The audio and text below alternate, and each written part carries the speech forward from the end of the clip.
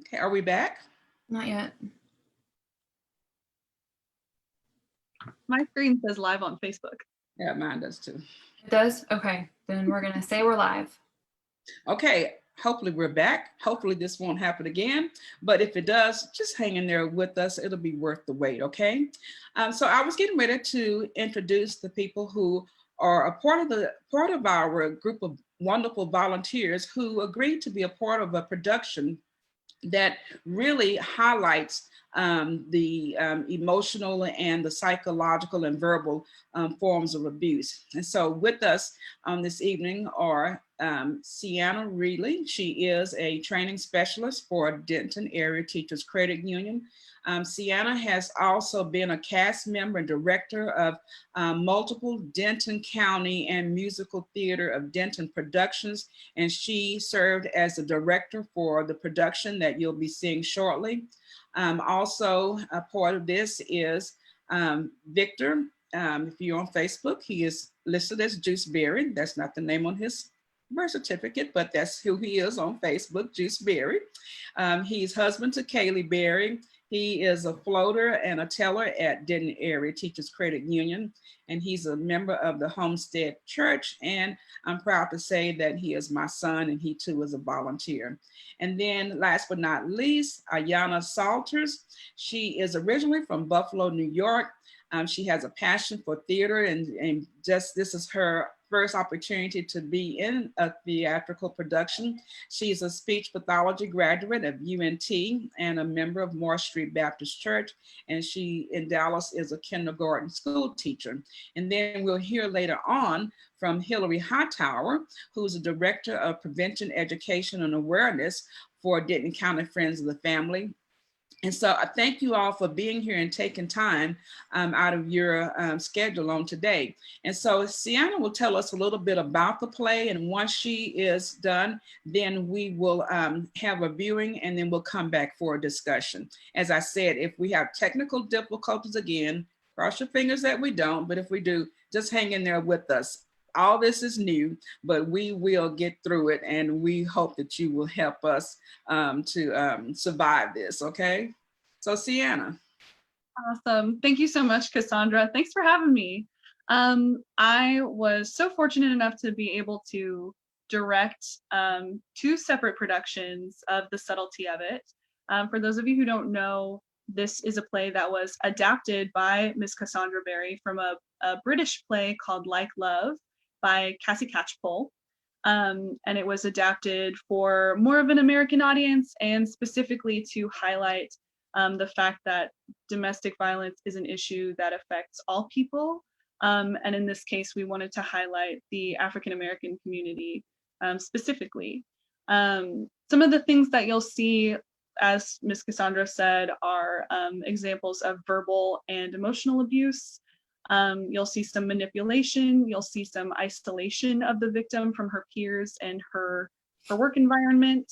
So one of the ways that we sort of dramatized that isolation and sort of gave like a visual metaphor to who's in power and who is the victim in this situation was through the opening and closing of the curtains or the windows into the home of this couple. So I want y'all to pay attention to who opens the curtains or who has access to the outside world, who's giving you access into their home, and who benefits from the action of the curtains being opened, and then who closes the curtains at the end of the play, and who is sort of overall the person that's punished by us, viewers at home actually having access to that couple.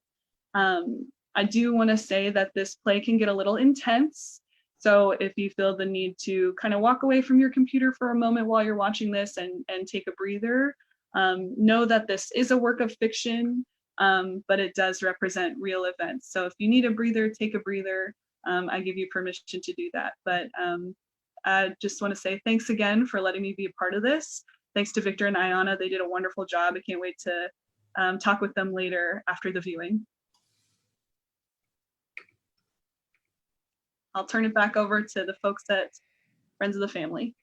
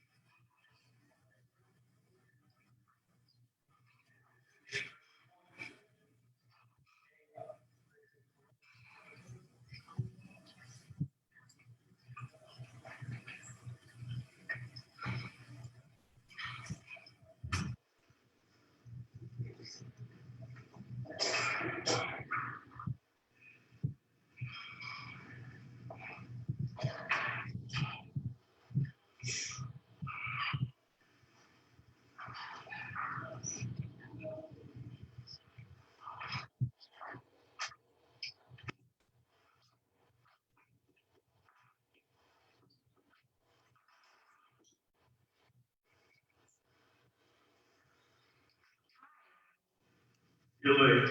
I know, I went to the beauty shop. You got your box burger? Yeah, that's what I was saying. I went to the beauty shop. Oh, I'm sure I told you. I don't think Sorry, you did. Well, do you like it? not really. Oh, I mean, I like your locks stand straight down. You don't always like it straight down, so why did you change it? I know, but I just If thought, you knew that, then why did you change it? I just thought it'd be nice to make a change. Plus, you're late. Yeah, I know. It was the only time somebody could fit me in. Right. It was a spur of the moment decision, and Shanti at work was really encouraging me, almost daring me to do it. Mm. I don't know for sure that I even really liked it. It's not for you. Ready for dinner? It really was Shanti at work encouraging me to change my locks. She was all like, girl, you look good if it was braided. Go ahead and call Tiffany now. And I didn't want to say no. I thought, you know what? I would look good if it's braided. And besides, it's my hair. I was checking my watch every 2 minutes. It seemed like it took for a year to braid my locks. And I had tried to call Victor earlier to let him know, but he didn't answer. I left 2 messages. I got some leftovers that I'll heat up. I'll get them ready. How's your day been? It's on. Food's in. So how's your day been? It was fun. You know, these locks make your face look less, so it's looks good. Oh, right. Anyway, have a good day. My day was good, thanks. I'm getting into most of the systems at work. Shantae's really been helping me. She's been great. Oh, also, she got me this time to be the safety person at work. I'm kind of looking forward to it. And who is this Shantae exactly? You always say, you know what she's like. I have no idea what she's like. You met her last week. For about a minute. Well, she's married. She has 3 kids and she's really cool. I don't remember you told me that about her. She sounds like a loud. I mean, I wouldn't Don't try necessarily to say defend that. her. I know a loud mouth when I see one. Shantae is a loud mouth. I met her the other day. Non-stop talking whatever came into a tiny little brain. What does she think she is? Tell my eyes to get her locks braided. I thought her locks were fixed. I even complimented her on it. Now they're not. If she knew I wouldn't like it, then why did she change it?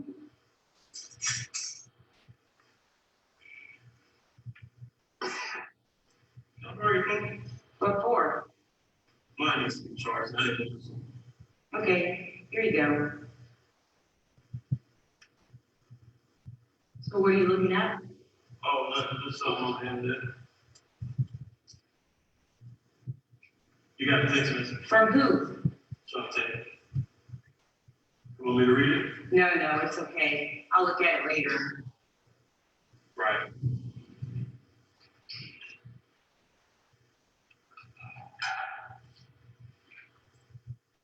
Why did you get your locks braided? What? I mean, if you know I like to trade down and I was comfortable with you, why did you change? I told you, Shantae kept saying that I should. Shantae.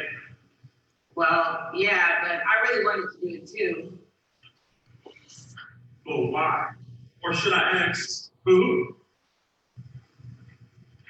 It really was Shantae. It was, I mean, I wanted to as well. I thought, you know what? It would be good if I made a change. And besides, it's my hair. So who did I do it for? Me. Me is the answer. What do you mean, who? I mean, if you're not going for me, then for who? It's not for anyone, I promise. I'm not sure I believe you. I love you, and I love that you care about my hair and how it looks, and I promise I didn't change it for anyone, okay? Fine. What are we doing this weekend? I think I mentioned it the other day that some of the girls from work invited me out. How about we go out tomorrow night? Well, I already said to Shantae that I would go. Shantae. Well, yeah, she'll be there too, but so will a few other people. It's just a glass of wine or two. But we haven't been out in a while, so you think we should go out? We and me, go to the new restaurant downtown. Yeah, we could, but We haven't spent quality time together. We not go out tomorrow night. I did say though that I She should was this the whole week anyway. Why would we? Fine, fine. All right, I'll cancel Shantae. That's what's up. I'll set up some tape. You cancel Shantae. Cancel her. Cancel that loud mouth. I don't want that Shantae around my Ayanna. That's our relationship. That's how it began, and that's how it's going to stay.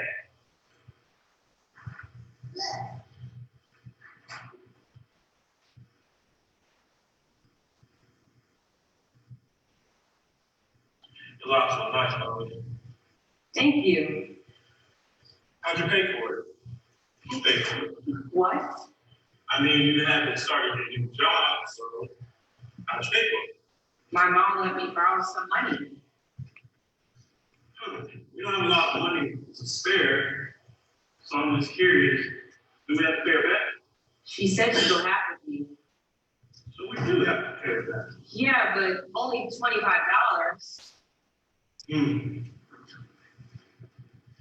So I think you know tomorrow. For what? Tomorrow night, so we can go to the restaurant, right? You know? Well, it's not necessary since I need to come home and change clothes. I couldn't get to anyway. I don't have to go in until late in the morning, so I'll take it to work too. Okay, great. Maybe I'll see Shantae. Well, she's not in the morning, so Well, I'm sure I'll see her again. So.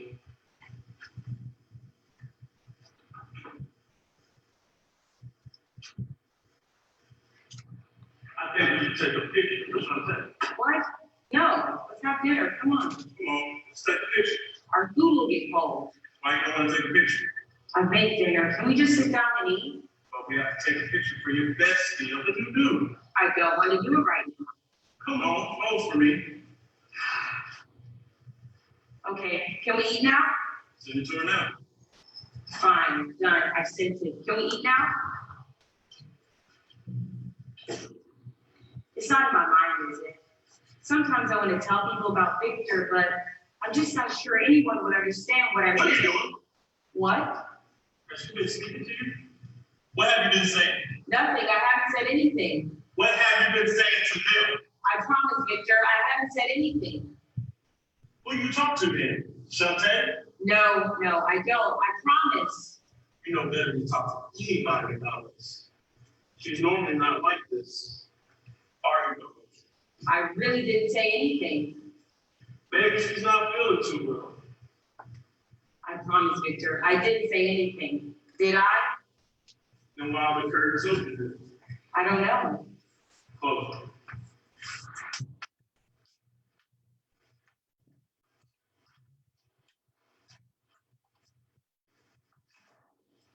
That's better.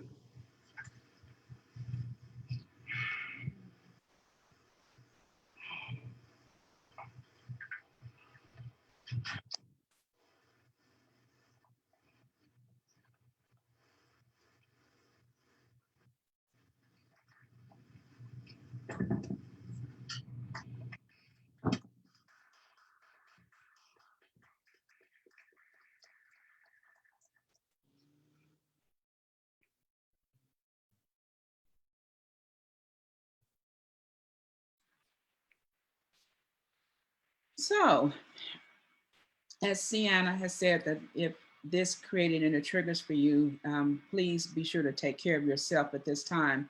I would ask that the panelists would come off of mute so that we can have a discussion.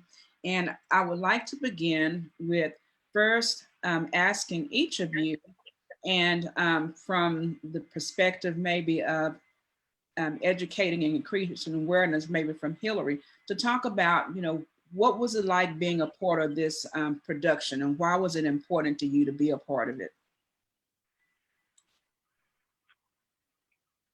Do you want me to go first? Sure.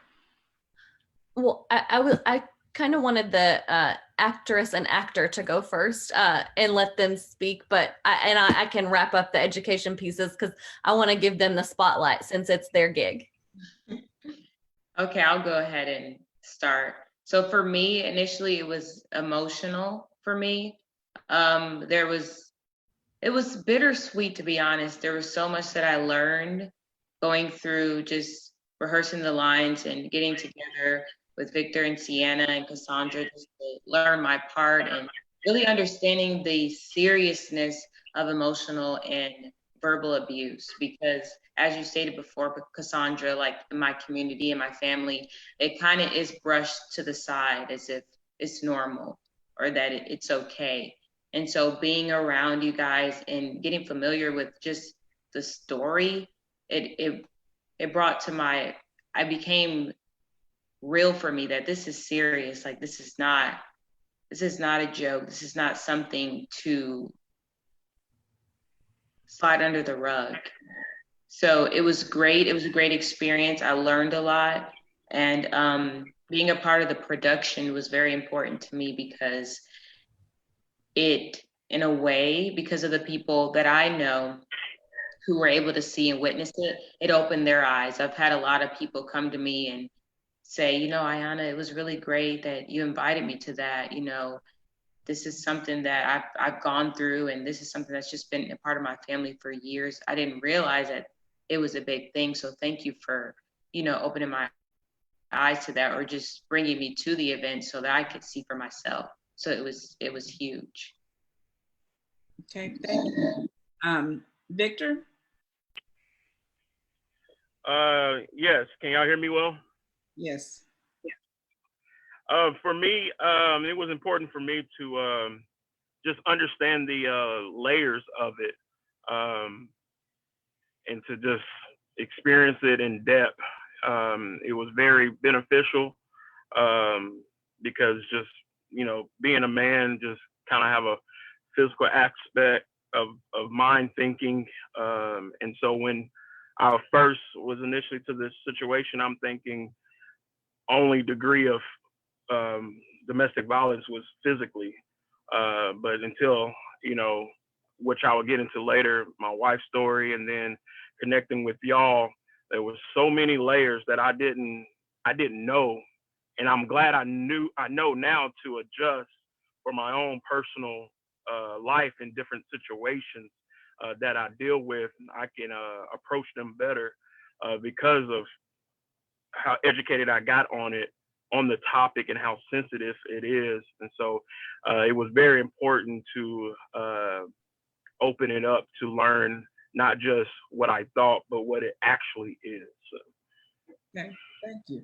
And Sienna, you can respond to that same question about why was it important to you to be a part of this production? Well, I have always appreciated and admired everything that Denton County Friends of the Family does for our community. Am I off mute? Yes. So I was so honored to be able to participate in this in any way, let alone to direct the production. Because I do think the only way that we can bring about prevention of certain issues is by bringing awareness to them. So being able to do that through the arts, especially for, our October event, Healing Through the Arts, that was really meaningful and powerful to me as an artist and as a theater person. Domestic violence is not something that I personally have gone through, but I have seen multiple close friends of mine go through. And I have seen, as a a third party witness how subtle the signs can be and how easy they are to miss when you're in that relationship. It's a little bit easier for us to see from the outside looking in versus when you're in that relationship and you're in that situation. It's harder to know that you're in that situation. So I was just so honored to be able to bring awareness. And so hopefully, and maybe this is kind of fast forwarding to a different question, but hopefully people will see this. And if they think, Ayanna kind of reminds me of me in a situation that I'm in now or have been in previously, hopefully now they know that they're not alone and that they can go to Downton County Friends of the Family.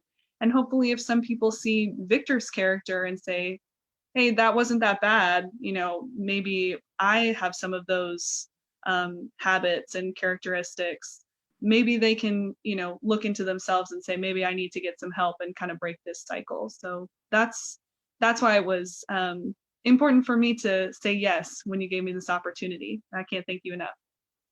Thank you. Hillary, you want to wait to the end, or do you want to say anything about this? One of the things that Sienna said earlier is, that this particular scenario, they were fictional characters, but that the scenario and the baseline are very, very real. And I think it is so important to highlight emotional and verbal abuse. They often happen first in a relationship long before physical or sexual abuse enter the picture. And so as you were going through the types of abuse, we talk about them often on a ladder of escalation, and that verbal and emotional abuse, which we saw in the production, happened before physical abuse enters the picture. And I think that's so important because those are, like Ayanna said, those are the things that get dismissed or swept under the rug so often. Absolutely. Well, in putting the cast together and then reaching out to Sienna to direct, I had no knowledge that either of you had any real experience, be it witnessing or your own personal experience. Of course, I'm familiar with Victor's story, but didn't know the past that either of you had, and you openly shared that with me, as well as doing the post interview of the February production of this. So if you're still comfortable sharing, what has exposure to our agency, exposure to being a part of this production, how does that relate to any experiences that you've had, and how has it helped you maybe in processing those? I know we had a rehearsal where it became somewhat emotional. So tell us a little bit about your experience, if you're still comfortable doing so, and what you would want people to understand from that. Either one of you can go first. Okay, I'll go ahead and go first. The play, specifically this play, it honestly was so real, like very similar to a situation I experienced when I started college. I was about 19 years old and I began dating a guy, and it was 3 months relationship, but it seemed like longer because there was a lot of emotional abuse that took place in that relationship. Verbal as well. There were hints of verbal. And then when it began to get physical is when that was when my eyes opened up. So what happened prior to physical, it was the jealousy was a big part of it. There was one instance, I remember being in the dining hall with him, and there were people walking by, and I'm assuming there are people that glanced over, and he asked me, "Why are they looking at you? You must know them.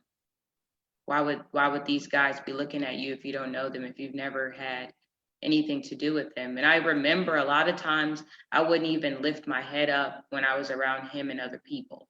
I would look at the ground because I started to feel like there was something I was doing that caused him to feel insecure. And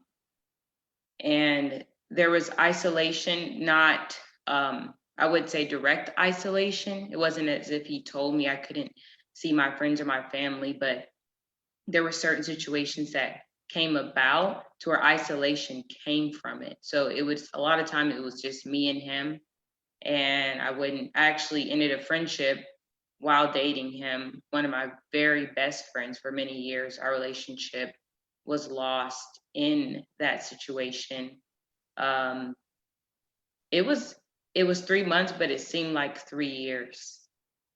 And what got me out of that relationship wasn't my knowledge of what I was going through.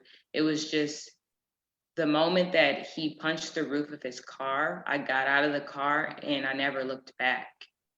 I walked into my house, and I know it wasn't my own strength because the next day I called him repeatedly. I called him probably over 30 times because in that moment, I didn't want the relationship to end.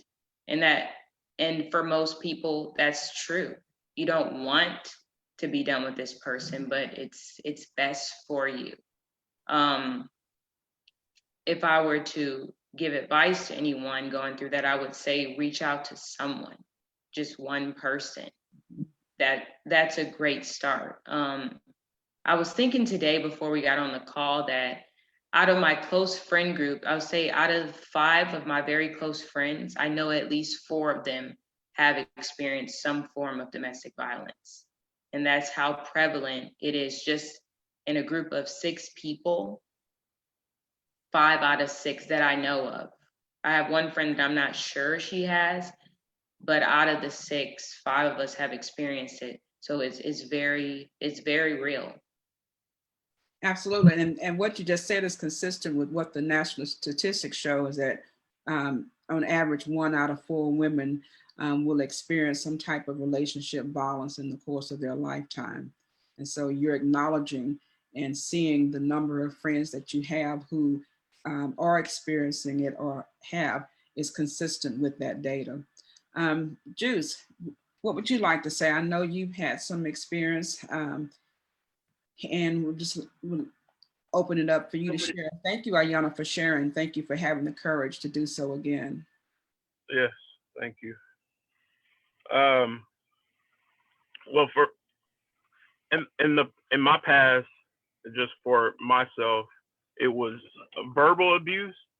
You know, I grew up, you know, always hearing like, well, they call it bullying now, but people joke on folks. They say things that go below the belt.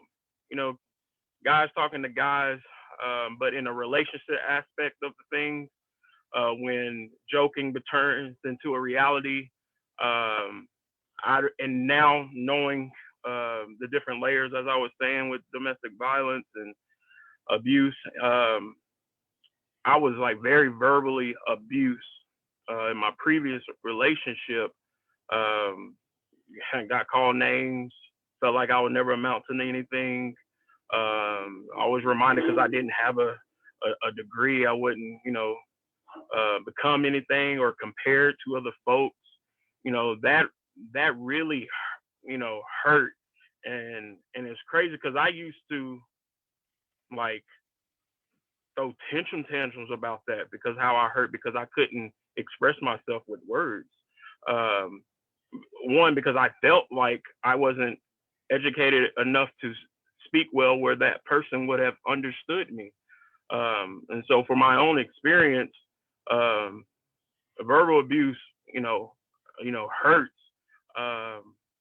But what got me out of that was just like a kind of a reinsurance of the surroundings you have with people, good people letting you know how good of a person you are and how much they love you, and you know, just positive vibes around. And I think that's important in my personal experience dealing with just verbal abuse, is, you know, surround your people with people who are going to, you know, give you life, basically. That's going to encourage you, that's going to lift you up, and that's going to speak to you out of love. And so the transition to now being so guarded with that, and now with my wife, she had to deal with all of that and the physical aspect of it. she is a domestic survivor from her previous relationship, and how she got out of it, I really don't know. I think one day she knew the schedule of him, and she just packed up and went to her mom's, if I'm correct. But I've never been with anybody that had physical abuse, and so with me, I have to adjust myself. Just me being me. I speak with my hands. I speak with passion. My tone is different, but even when I'm encouraging you, I'm kind of like the coaching kind of type tone. But for her, that will trigger things of something in her past. And so I had to be very sensitive about how I even share my emotions with her. But I mean, to know, like Ayanna said, even with the midst of all that, you didn't want to end it. And even with her, I believe she was with this guy for 3 years or so. After going through all of that, I mean, I know now how hard it is to escape the situation, because I believe Sienna said, she's seen it and she had an eye for that, but everybody does not have that eye. And like Ayanna said, some people do put it under the rug because they don't initially see the contact of it. They're not even listening to the words or the exchange of one person to another to see the hints. Or some don't even know that different agencies like this one exist. And so that's why I was encouraged to surround yourself with people with good vibes, positive vibes. And I'm proud of my wife. That's what got me so involved, because statistically it is the men doing the damage. And I wanted to be a representative to say, ladies, I of all color and ages, I have your back. I'm here for you. And I'm glad, because it has changed me to even be a more, genuine, sensitive guy, because, we don't have kids yet, but if I have a daughter, I'm glad that I have in store this knowledge to approach, and for her to have a sight to what to see in a man. I'm glad that I can be a voice to share and let people know that you can get out of this situation. You don't have to fight no longer, And so that's why I got on the board, because of how it's become a reality in my life, and then the experience that I had in my previous life. And so I'm just grateful for this agency. I'm grateful that all the things that have come with it, so I can just, help one at a time. Thank you. Christiana, for you, what were the things that stuck out for you, and what are some of the things that you mentioned that there were things that you remembered in observing some of your friends' past relationships that were portrayed in the production? So tell us a little bit about that. And we talk about victims, and victims being the primary victims, a person who is being abused, but we also provide services to those who are considered to be secondary. While most of those secondary victims are children, we understand that because of extended families and households and friendships, that domestic violence, that relationship violence, can impact others. Within the training that we offer, we said, well, who does domestic violence, relationship violence impact? And it impacts everyone. So speak to us a little bit about that, and your being a part of this and directing this play. Sure. Thank you so much for such a thoughtful question. It's kind of hard to talk about. I don't want to tell someone else's story, without their permission, but I will say I have been affected as a roommate of a person who was in and out of multiple relationships with people who did not treat them well and who were in fact perpetuating different types of domestic abuse. My roommate was in relationships with men and with women who would take advantage of, my friend's insecurities and different things. They would talk down to my friend, and I would see these things and kind of try to bring it up to my friend and say, hey, this is not right. They can't talk to you this way. And they would say, oh, they're just messing around, or no, it was my fault. The when it changed and it really began to affect me, and I had to say, okay, this person's not allowed in our apartment anymore, was a couple of instances. One was where my roommate and I were in their car driving around town, and all of a sudden they got a text from their partner that said, I just saw you drive down Fry Street. Who's that guy you're with? The guy was me. But they couldn't see my face in the car. They just saw their partner in the car with some guy. And not only were they trying to question, like, who's that guy you're with? What are you doing with him? What are you doing out and about? But also sort of implying through their texts, you're going to get it when you come home. And home being the apartment that my friend and I shared, that their partner did not live at, did not have any sort of authority over. So that's when I kind of had to put my foot down and say, no, they're not going to meet us at home and terrorize you in our home. And that worked for a while. But after a certain point of being on again and off again with this person, my friend was not really able to stick up for themselves for that much longer, and so they did continue to be in and out of a relationship with that same person who was abusing them verbally, emotionally, manipulating them, and did end up resorting to physical violence as well. So that was difficult for me. I feared for my safety. I really feared for my friend's safety. But my advice to people who are in that situation is, if you're the outsider looking in, one thing I would have done differently is contacted some higher authorities. That's something I regret not doing at the time.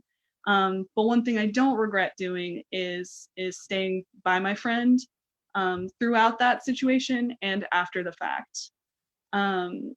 I think if I had not been there after the fact, when they finally were like, okay, this is too much, enough is enough, I'm gonna get out of this. I was there to be a friend and be a shoulder to cry on. This was when we were in college. I was young. I didn't have that much education on this topic. This was the first time I had run into a domestic abuse situation, and I didn't really see it for what it was. Victor, you used the word bullying. That's kind of what I saw it as. And of course, bullying is terrible, but I didn't really think of it as a crime or anything that could have lasting damages on my friend and myself. So I wish I had done some things differently, but I'm glad for what I was able to do, at least. And I'm glad I get to, educate myself now with friends of the family. Thank you, Sienna. And that's a good segue to talking more about, what would we want somebody to know if they were in that type of relationship, if they were in an abusive relationship. We in sharing how now you would do something differently than you did before. That comes as a result of increased awareness, understanding what domestic violence and sexual assault are, understanding that there are agencies, there are places that a person can go for help. And so in addition to, preparing yourselves by, empowering yourself with knowledge, what else would you all recommend for people to do, either as someone who is observing and witnessing it, or someone who's in a relationship? I'm so glad to be a part of the prevention education awareness team, because what we know is that people are empowered through education and knowledge. And even though Hillary and I work with the organization, I know I can, and I assume she can too, can think back to years and years and years ago when we didn't have this knowledge base. I'm reminded of a situation when I was in college, the same year that Denton County Friends, the family, were open their door in 1980. I witnessed as an undergraduate, a friend of mine being beaten by her boyfriend, and the three of us who were in that same apartment coming to her rescue, and we also being slung across the room, and didn't know to put a name to it, didn't know to call it relationship violence, didn't know if there was anywhere that we should go.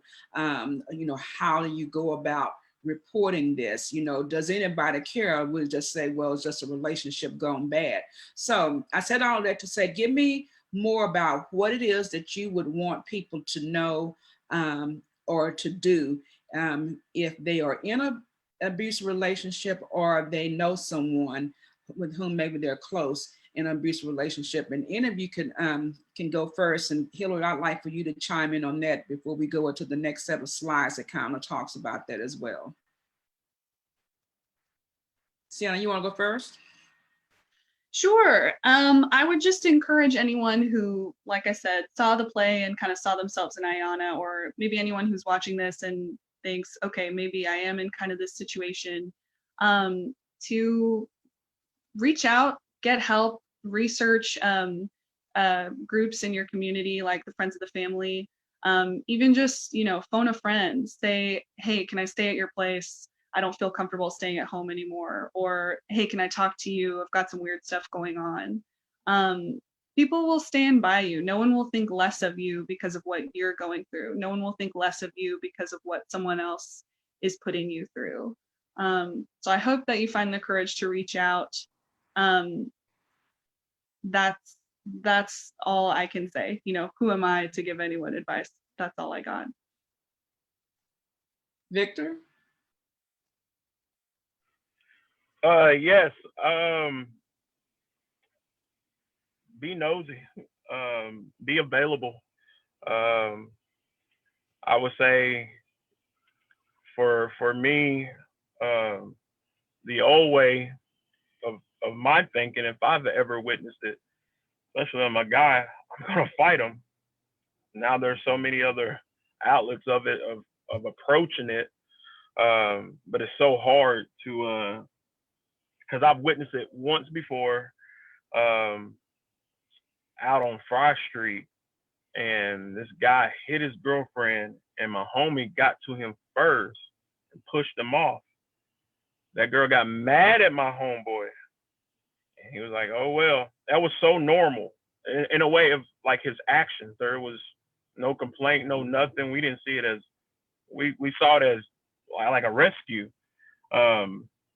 But now, like you said, Mama, there's a name. There's doors are opening.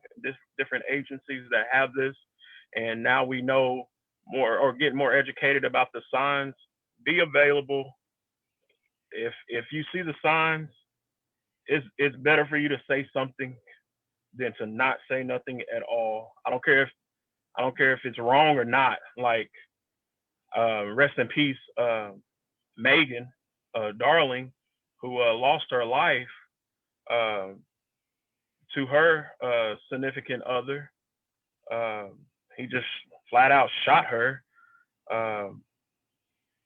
But stuff like that, like, put me on high alert of if I see a sign, I'm gonna ask questions. If he's not, he's not. But I feel more at peace of asking the question, getting in the business, just to make sure, because you never know. Because now we know they're the starting point. Like I said, my view was, I don't see anything physically, but no, as the play showed, it gradually got there. There's always a starting point at something, and sometimes it starts with verbally abuse, and then it escalates from there. So I would say, if you're from the outside looking in, stay available, poke at it, and always be aware of the different agencies you can run to in case you are right when you do ask the question. Okay. Well, we're getting close to the end. Anna, if you had a couple of sentences you want to say about that, and then we'll go to a couple of pointers that we want to make about increasing awareness and what to do in the event that you are in a relationship. But is there anything that you want to add to that before we switch over to the PowerPoint? I just wanted to agree and say, reach out and be available. Like, even if you're the witness, you can reach out because we don't all have the answers. So reaching out and being available is a great way to sum that up for me. Okay, I'm going to go back and try to go back to sharing my screen here.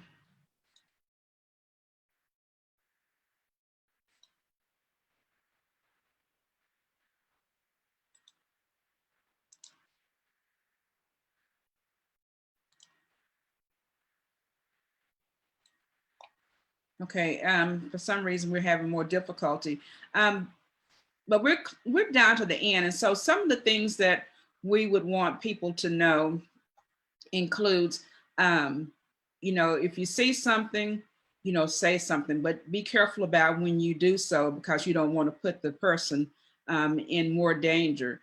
Sienna, you made a good point about, reaching out to our agency to get information that you can provide to the other person. We have multiple resources. We have multiple ways in which we can communicate what we do and how we provide our services. So I'll let Hillary close out this discussion about, how to contact us. What are some of the things that would be helpful to you as a listening audience about what to do in the event that you're exposed to domestic violence as a victim or as someone who is witnessing it. And so I think one of the first things we always want to tell people is that it is scary to reach out for help, and it's scary to take that step. And so sometimes having that supportive individual that you reach out to be there with you to reach out for help is a great thing to do. So maybe if you tell your friend or you tell your roommate, you all can reach out to friends of the family or reach out to the police together. And so I think there's power in numbers when it comes to domestic violence, because the isolation is so key. And so one of the easiest ways that we recommend folks reach out to us is to text our crisis line. We're one of the few agencies in the state that has a text option for our crisis line, and that number is 940-382-7273. And you can also call the crisis line, but the text option is there. And again, that number is 940-382-7273. And so that's one of the easiest and quickest ways to reach out to friends of the family. If it's more information that you're seeking, or you want someone to maybe come to your place of employment or your teenager's school, whatever it may be that you want more information or education, you can certainly reach out to me or Cassandra through our Prevention, Education, and Awareness Department. So my email address is hillarye@dcfof.org. And Cassandra's is cberry@dcfof.org. And our email addresses, I'm guessing, are probably going to show up under this video at some point. But the other part of that is maybe you want to give back in some way, or maybe as Sienna experienced, someone who experienced this and you want to be a part of an agency as a volunteer, like the three folks on the call are, and you're interested in volunteering. You can reach out to Friends of the Family by emailing volunteer@dcfof.org. And so I think as someone who maybe if you're not a survivor, or you maybe someone who is, but the best way you can think of to reach out for help is to do something impactful is to volunteer, then come join us and be part of our team of volunteers at Friends of the Family. Thanks, Hillary. I think I'm gonna try this sharing again so that they can see this information, and it'll be included in the recording. Okay.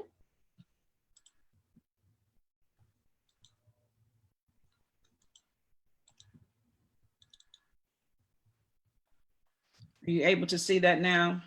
I see an emotional abuse slide.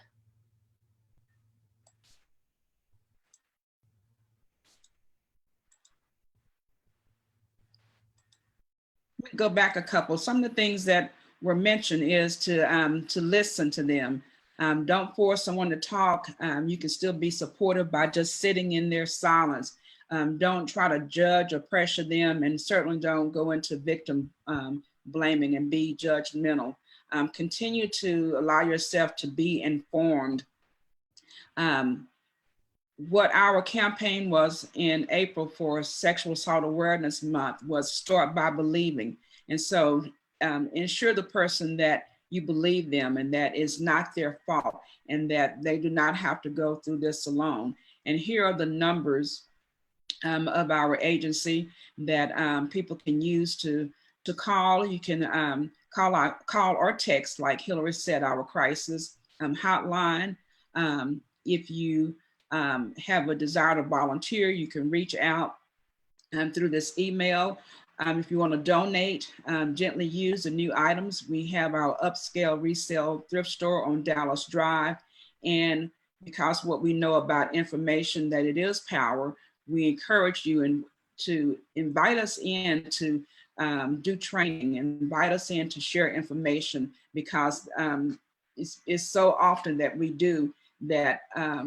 People, become more aware and they learn things that they did not know before, and they use that information then to have a positive impact on the community in which they navigate. Thank you so much for being a part of this.